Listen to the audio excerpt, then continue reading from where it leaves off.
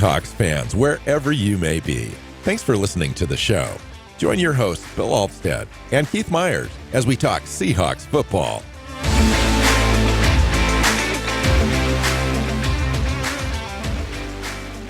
Hey, hi, Seahawks fans. Welcome back to another episode of the Seahawks Playbook podcast. I'm your host, Bill Alvstad, sitting down with co-host Keith Myers, here to talk Seahawks football after a great road victory against the division rival 49ers. Puts that Seattle at 5-5, technically in third place in the division, but the Rams, Seahawks, and 49ers all with the same record behind the Cardinals, sitting at 6-4. Got a key matchup coming up against the Cardinals that could put Seattle back in the conversation for the division. Crazy season, lots of ups and downs, currently on some ups. How you feeling, man? I don't even know. No, this was a season saving win. And one that this team needed badly, and it was a tough fought game that, was decided in the closing seconds. And, that's great for Seattle. They were able to pull it out and get it. Now they got to go do something with it because, now they get Arizona and a chance to move up into a tie, on top of the division again. And, you've just got the stretch run here. You got another game against Arizona, another game against the Rams, and a chance to, win this thing and get into the playoffs and host a playoff game. So, the hard part of the thing that they needed to do to save their season was to beat San Francisco, because that's a quality roster and a good football team. That was the hard part, and they got that done. Now they got to come back home. Quality team with a good roster. I think so. They're currently in last place in the NFC West with a 5-5 record. It's a good win. No, I'm not going to discount that. But what I'm saying is, man, Seattle could very well have put the nail in the 49er coffin for the season, potentially, or one of the nails. They're in exactly the same spot Seattle's in at 5-5. But these guys are trending down. They've split with Seattle. So I don't. They're 1-3 in the division. And in the NFC, and it's an uphill battle for them. Just like if we would have lost, I think we're the same. Yet somehow it feels like Seattle's just a little notch above, which is hard to believe. I'm saying as far as the 49er team, I don't even necessarily believe that game. And they were missing Bosa for a half, and Deebo Samuel had a really off game. Blah blah blah blah blah. It's like, and we were facing the same sort of uphill battle with our roster when we played them last time. These things happen in the NFL. Yeah, you just kind of match up and play. When we played them last time, we had the same problem with our roster, and what happened? We got blown out. This time, the Seahawks barely pulled it out, and the Seahawks offense did nothing until Bosa got hurt. Yeah, Seattle's defense bailed them. Yeah, Seattle's defense bailed the offense out because the offense was worthless until Bosa got hurt. We're talking 6 points scored by the offense before the Bosa injury, and it just wasn't. It wasn't like they were doing things and there was they were just off a little bit. They just weren't capable of moving the ball. It took them a bit to get back. Now, I'm not going to say that we scored 7 points in the third quarter and 7 points in the fourth quarter only because Bosa was off the field. I don't buy that. I think Seattle struggled at times with some past stuff, but at the same time, they ended up with 4 sacks. Bosa had some impact on that, but overall, I think I don't know that it was necessarily a factor in the final score. Oh, I do. I think it was more their offense, to be completely honest with you, that was a factor in this game. And our defense. I think it's Seattle's defense playing out of their minds in this game. The 49ers had one good drive. And other than that, they really struggled to do a lot of things that they want to do. Defense played really well. Well, let me run this down for everyone just for a second. Seattle ended a 13-game streak in which they allowed at least 21 points to the 49ers. Seattle hasn't held the 49ers to 17 points or less since 2018. In the first meeting, they had 36 points, 483 total yards. We held them to 277 total yards, best game since holding the Dolphins to 205 yards in week 3.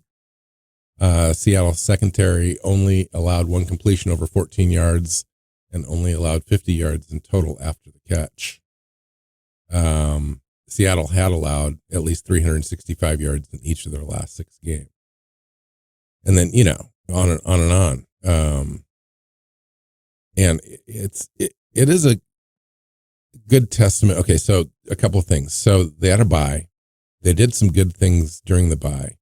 But this Ernest Jones trade, it looks like it's going to be one of John Schneider's best trades. And a player that they definitely want to keep. You heard Mike McDonald talk about him as a valued player and a contributor and the guy that they want to keep around, and hopefully they can get that done. Paraphrasing, but that's basically what he said in his news conference. And it's a huge difference. Like the competency level of play went up like several notches, and just the execution and the talent difference between what was here before and what is currently in place, including Tyrese Knight, is a marked difference. And I thought Tyrese Knight played really well in this game too. Like the move to let Dotson go and play Knight, it hurts them in the depth department, but I thought it was an improvement on the field. He is currently ranked as the 3rd highest rated rookie linebacker in the NFL. So, okay. He's at least holding his own for sure. Now, on the other side, Deebo Samuel had an off game, 4 receptions, 22 yards. He usually just completely goes off on us. Brock Purdy had a bad game, 21 of 28, 159 yards, had an interception, 5.7 yards per attempt, his second lowest of his 37 career games. The other player that I want to really single out, there's a few actually, but I want to talk about Josh Joby for a second. So he's really been part of this resurgence. I mean, he's only in his 4th start opposite of Tariq Woolen since he took over for Trey Brown, held the 49er receivers against him to 2 catches for 17 yards. Mm-hmm. And now he's one of the best cover corners in the NFL in this last month. Among corners with at least 100 coverage snaps, he ranked 2nd in passer rating against 54.4, 4th in yards after the catch with just 20, and 9th in completion rate allowed at 50%, and his 17% forced incompletion rate ranked 17th in the NFL. Obviously, it's a smaller sample size than everyone else, but good signs nonetheless. And it just seems like everything's coming together. We still have some deficiencies. I think, defending the run is still going to be an issue, I think, until we get different personnel next year. But they're doing a better job. And certainly, second level of the defense is seemingly solved with Ernest Jones and company. And we'll just have to see how they do down the stretch. Yeah, and then if you look at the Brock Purdy touchdown run, that was one of those where they had Jerron Reed basically in a spot where he was there and could easily, like, if he had actual speed to stop him, but it was just one of those like zone blitz kind of situations where it didn't work out well. Are you hearing And your then- audio kind of being a little rough? Is Maybe it? maybe it's just me. Oh, but anyway, so you have like that, but really what it came down to me was Derek Hall losing track of his responsibilities. And so these are like the little things that this team can clean up, and this defense can be even better. Like there's a reason to think that this defense is coming around, and last 2 weeks defense has looked good. Now we got to get the offense fixed. We got to get the offense back to how it was playing earlier in the year, and if they can do that, with the defense continuing to play good, this is a team that can do some things. This is a team that will be scary later, and so I'm kind of liking where the defense is at. And yeah, Josh Joey, like he's had a couple of games where he got picked on and really struggled. But that was not the case in this game. Yeah. They really, him and Spoon just were great. They're just fantastic in this game. They were very tight in coverage. They only allowed 2.2 yards in separation over the course of that game, which is one of the best in the NFL this last week. Yeah. So, and that's a good, that's like, a good group of guys to try and cover there. I mean, Juwan Jennings is no joke. That kid can play. Debo Samuel is no joke. That's true. So yeah, I mean, they made it tough on San Francisco. And you look at, you already brought it up, Brock Purdy, 21 of 28, right? But only for 159 yards. You'd mentioned Debo Samuel. Debo Samuel's last, game since 2021 against the Seahawks, 157 total yards, 2 TDs, 97 yards, 38 yards, 1 TD, 94 yards, 1 TD, 150 yards, 2 TDs, 117 yards, 1 TD, and then 21 yards. Yeah. 21. They did a really good job of covering him, shutting him down. He had the one big play, I think it was an end around, where he got a bunch of yards and got him a first down. But other than that, they really just keyed off on where he was and shut him down. And that is really hard to do. That is really hard to do against a guy like that. And even, Christian McCaffrey get into it. As I say, yeah, even with Christian McCaffrey, I mean, he had 19 carries for 79 yards. That's, you do that with Christian McCaffrey, that's setting you up for success, because he wasn't gashing anyone. He's just over 4 yards per carry. I mean, that's what you need to do against a guy like that. So, like I said, when it comes to the defense, like, they came up big. Like they came up really big. They were coming up big, getting those guys off the field, giving our offense a chance to have the ball. Pretty much all the stats, when you look at it from a high lens, were pretty equal. I mean, equal number of yards, passing yards. There's not huge discrepancy. They had about 35, 40 more yards in rushing than we did, but yards per play was identical. Same number of first downs, give or take, total plays, etc. It came down to penalties. Seahawks were penalized only 4 times. We've had issues with that for games and games and games. It just seems like forever that's been a weakness. So that was a nice turnaround. And then we just had the one interception. So we really took our margin of error. And you talked about this a little bit when we were texting during the game, and we reduced that to where it was negligible in the game.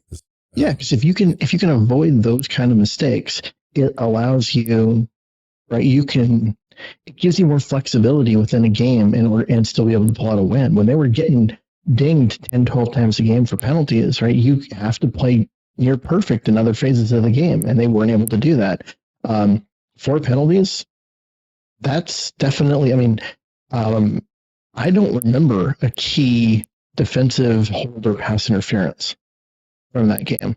And considering how sticky the coverage was and how well those guys were playing and whatever, the fact that they were doing so and not getting penalized is huge. They had 4 or 5 yard penalties in this game. Mm-hmm. So that's minimal impact. I mean, yeah, you're going to slow down a drive or two, but, let's talk about Geno Smith in this game, Keith. Now at one point, right after the interception, you were not very happy at. Well, I was done. I'm done with the ball hitting him in both hands on a snap and it bouncing off his hands and going over his shoulder. That interception that he threw was just dumb. I mean, he's moving to his left to a receiver that's triple covered. There's no one else down there. Just throw the damn ball out of bounds. What the hell? Like, that was just an absolutely idiotic play. And then there were a couple other times where he had forever to throw the ball and didn't, and then took a sack. And it was like, some of these decision making that he's having has been a real struggle. He ended up with 221 yards, but almost all of that came after the Bosa injury. He went into the fourth quarter, or actually not even the fourth quarter, halfway through the fourth quarter, and he had 168 yards passing. Like, not a great showing by him in that round either. I don't know. I was very frustrated. The last couple of drives, he put some. He ran the ball in for the touchdown. He made some huge throws. I get all that, but at some point, you can't suck all game and then hope to win it in the last 2 minutes. Well, I'm going to give him some credit in that it was a defensive game. Both sides were playing hard. They certainly were. They were putting pressure on us. We have a, inefficient offensive line. We can't seem to run the ball behind very well. We're not helping Geno out with play calls as far as play action pass. I saw a few in this game, but also need a little bit more of those. But nonetheless, he completed 78% of his passes. I mean, I don't know what more you can ask from a quarterback as far as getting that completion rate that high. And then ran for an additional 29 yards, including the 13-yard scramble at the end to win the game. Completion rate doesn't mean much when you've only got a 6.9 yard per throw average. Take what the defense is giving you, though, and that's what was going on. Yeah.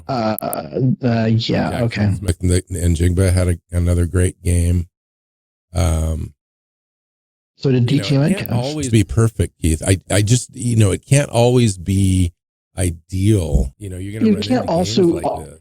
It also can't always be bad. And we've seen bad in at least parts of every game.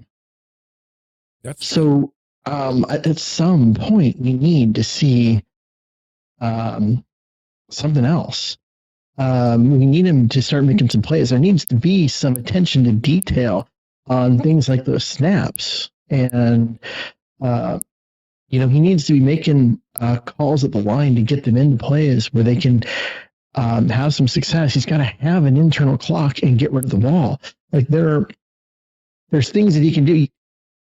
He did figure out some stuff, and it's not saying he wasn't playing hard. Those runs that kept the drive alive and then got him into the end zone and all of that were huge. And won the game for the team, but they were also in a position where they needed that last second score because of mistakes that he made along the way. This team just needs him to be more consistently good. We've got to get rid of some of those dumb throws, those dumb things. That is the frustrating part, and some of those are 100% on Geno, and some of those are shared, by some offensive line issues. But I agree. I mean, I agree with you that the consistency is not there. And I'm wondering how much of that is actually on Gino, and what I would be very curious as to how the coaching staff would answer these questions. Now, they would obviously protect Gino in a lot of ways, but break it all down and be completely honest. Like, what are they seeing? How is this affecting the plays that are being called? And what percentage are attributed directly to Gino? I guess we'll find out. We'll find out in that there's a contract that'll probably come up in the offseason as far as discussion. Will he play on his existing contract and play for $38 million next year and let that run out? Will they cut him and go somewhere else? Will they extend him and essentially, get 3 more years of Geno Smith? I mean, that'll go a long way as to telling me exactly how the coaching staff feels about it. Now, when you talk to Mike McDonald and he's in his press conferences, he's emphatically supportive of Geno, and that's what any good coach does. He's a great leader, and he's been amazing. And the drive at the end was absolutely superb. He couldn't imagine another player that he would want to lead the team in that situation. And I believe him. I mean, I wouldn't either. I don't think. If you look at the stats, it's like he's got 9 game-winning drives since 2022. But all the in between, I get you. It's a little rough at times, and you got to kind of get what you get and take what you take with Geno Smith. There's been a lot of quarterbacks in the history of the NFL, including like a guy like Brett Favre, who threw hundreds of interceptions in his career, but he also was there to throw the game winners too. And I don't know. But the reason why he threw all those interceptions is because he was throwing the ball downfield. He had in some years like a 9 something yards per attempt. He's not under 7. Under 7 is bad, and Geno is at 6.9 in this game. Like that is just incredibly not useful. Yeah, well, the San Francisco defense, you got to give them some credit. True, and it wasn't until their best player got hurt that Geno did anything at all. His yards per attempt before Bosa got hurt was under 4, it was under 5. It was in the 4-point range. Like that's how bad this game was until that point. And when you factor in the fact that the yards per carry was lower than that, the yards per play overall, ended up at 4.9, but it was probably closer to 4.2 or 4.1 before that last drive. Yeah. Yeah. It's, okay. So you and I are always going to be slightly off on the Geno Smith argument, and that's fine. And fans will be as well, because you just see the game in a slightly different way, and that's totally fine and cool. It all kind of comes together and whatnot. But, it's hard to know what they're going to do given the choices that will be available at the end of the year, as far as free agent quarterbacks, what the draft looks like, what quarterbacks are going to get paid, and where Seattle sees itself in this situation with Geno. I have a feeling it's going to end up being like a 2 or 3 year extension, and they'll get that number down into the 30 range so that it's semi-acceptable for 2025, and they'll move forward until they find something else. And their thinking and their calculation would be, listen, we're seeing what everyone else is seeing.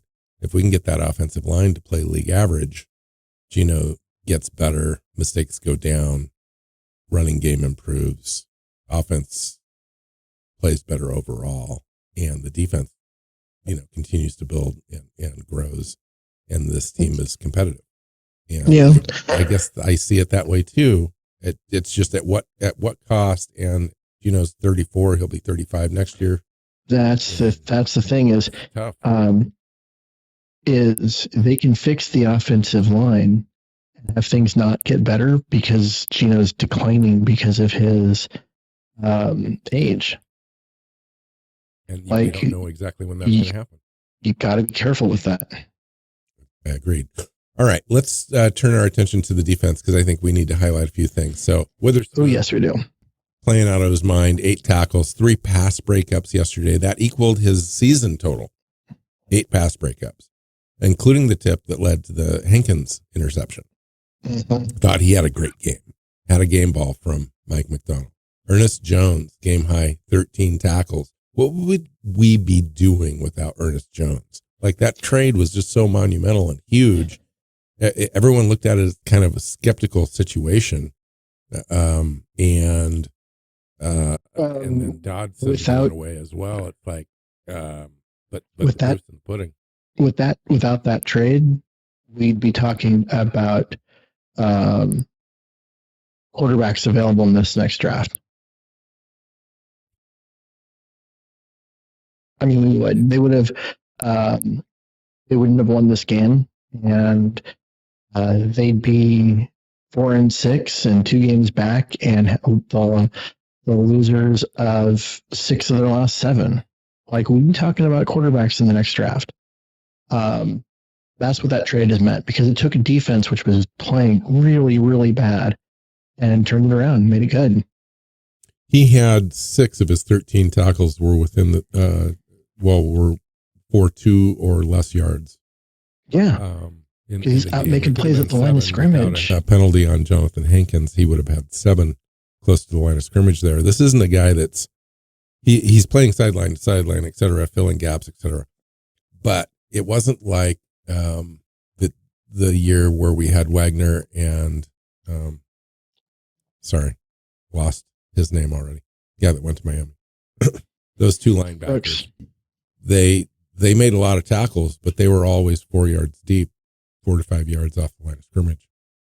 So it's kind of nice to have a guy that come in and fits the run like he does. And then Tyrese Knight had, I think, 10 tackles as well to accompany that. Julian Love played a great game, I thought. So overall, and I already mentioned Joby. Overall, it's really good. I mean, they had 92 yards rushing against us with running backs yesterday, not counting the scrambles by Purdy. But in the 6-game losing streak to the Rams, we allowed 138 yards, 172 yards, 131 yards, 153 yards, 165, 188, and then Sunday was 92. Mm-hmm. So it's so refreshing and nice to beat this 49er team on the road. You get that, Gino said there wasn't a monkey on the back. I would say that there was something on the back of this organization when you had a team that had won that many in a row, and you just get that over with, start a new streak. So, I mean, to say that there wasn't, that's just dishonest. You've lost so many games in a row to that team, and most of them. He'd only won one. He was like 1-4, right? No, like he was 0-6. Oh, okay. Or 0-5. He had not got a win against San Francisco at any point in his career until this week. Crazy. Derek Hall had a sack. Been a minute. Dre Jones had a sack. I thought looked tremendous on that play that Dre Jones got that. Boy Mafe had 2 pass bat downs. So overall, the defense really kind of came and made a statement that they were going to show up and they were going to play hard and they were make it very hard for San Francisco to move the ball, and they did, and kept us in the game, like the whole game. Like Seattle's offense was struggling the whole time, like you said, and you just felt like we were just a few plays away on offense from, scoring and getting close and then taking the lead there at the end. I felt so confident when Gino got the ball with 2+ minutes left. I was like, this is what Gino does. And our offense just kind of felt like it was kind of getting in sync for some reason.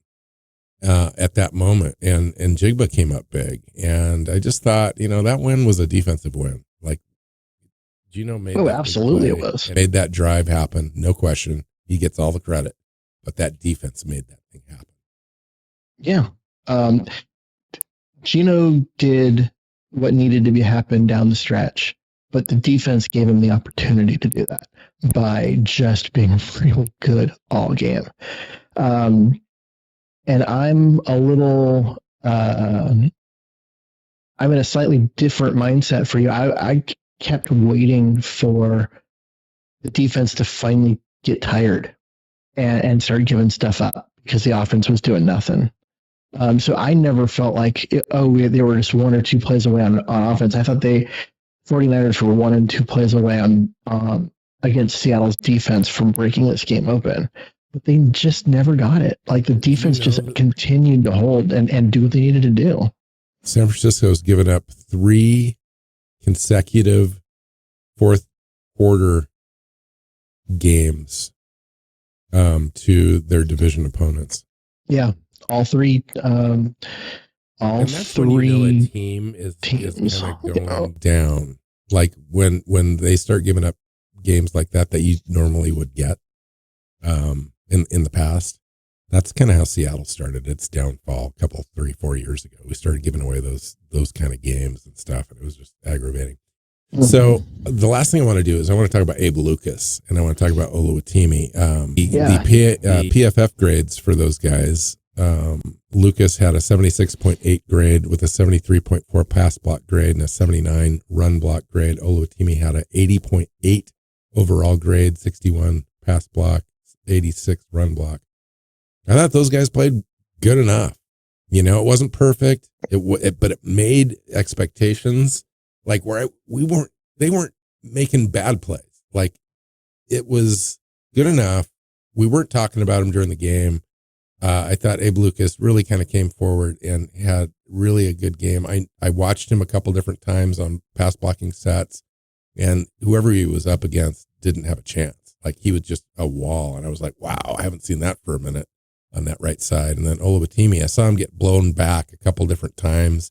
I saw him get blown back. I thought he cost us a play on that Charbonnet 4th down conversion try.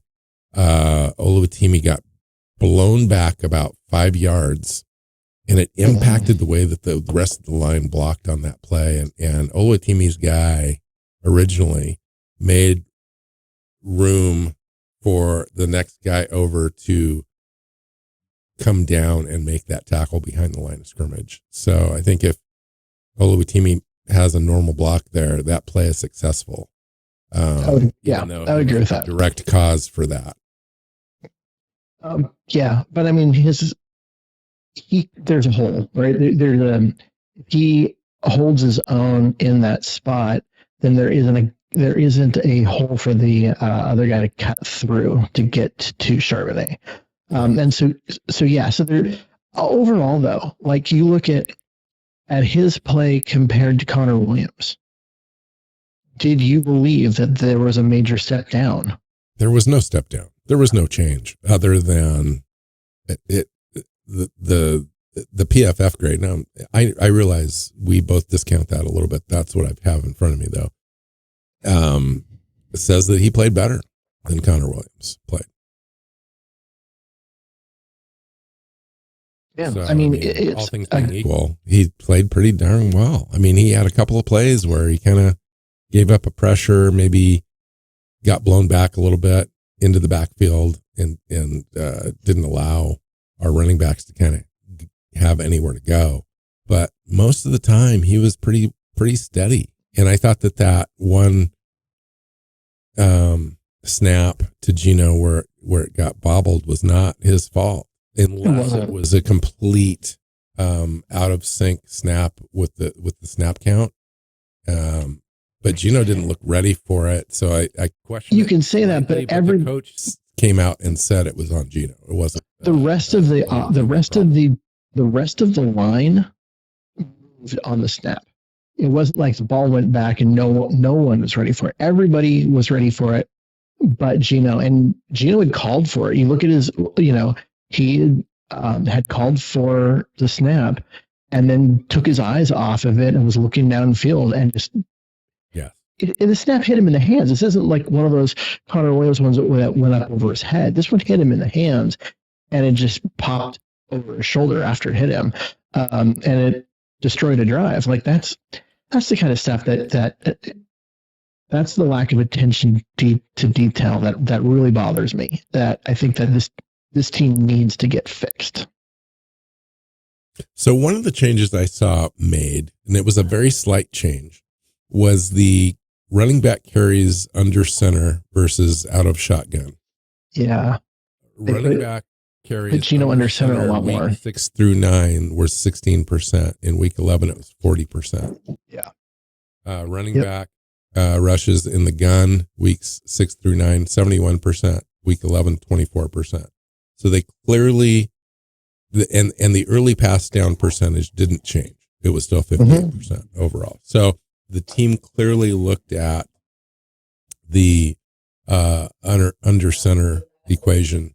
Thankfully, I mean, we've been talking about it for a long time now. It didn't translate into a lot more play action, but I think it can.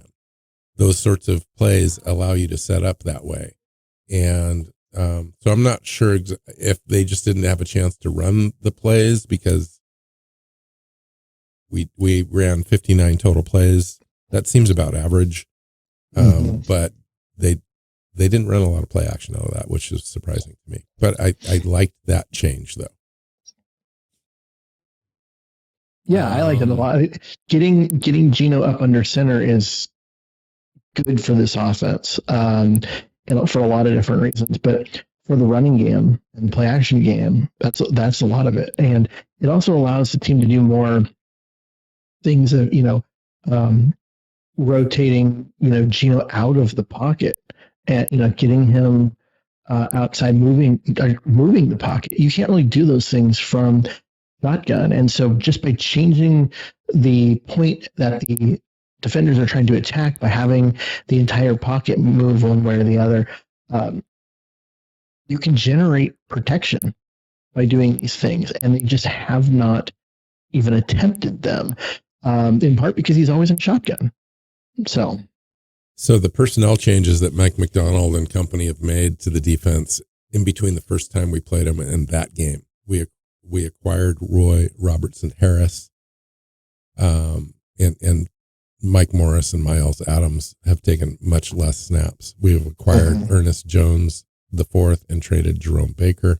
We cut Dodson, inserted Kobe Bryant as the starter at safety, inserted Josh Joby as the starter at corner, and inserted Tyrese Knight as the starter at the other linebacker spot. Those moves have made the team better, Keith. Made that defense better. Yeah. Especially the Jones thing. I think that's definitely the key cog in the entire operation. Everything has its spot there. So. Okay. Yeah, I know. I'd agree. Like it's a lot of it has to do with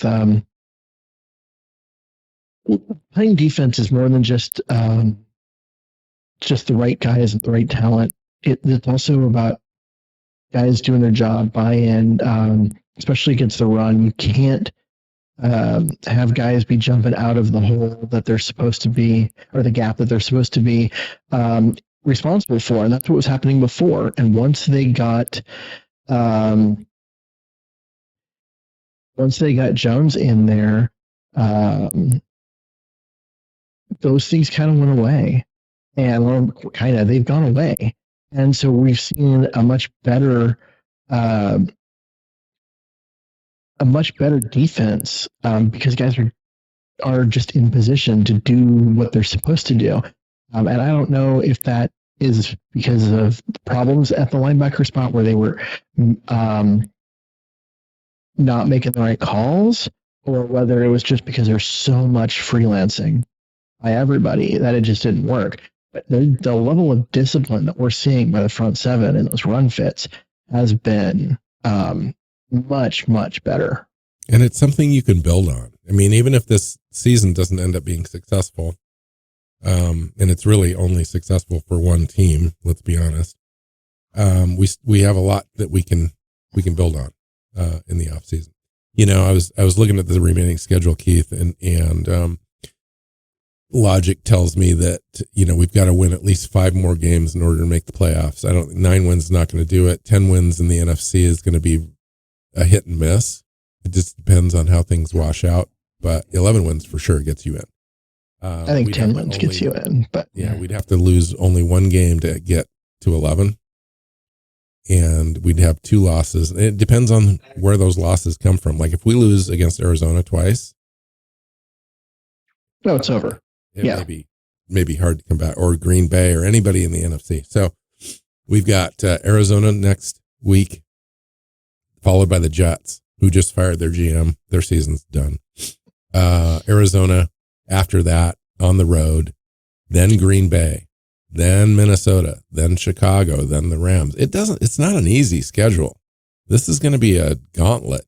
But I like the way that they're playing. I think that we could beat any of those teams on any given Sunday.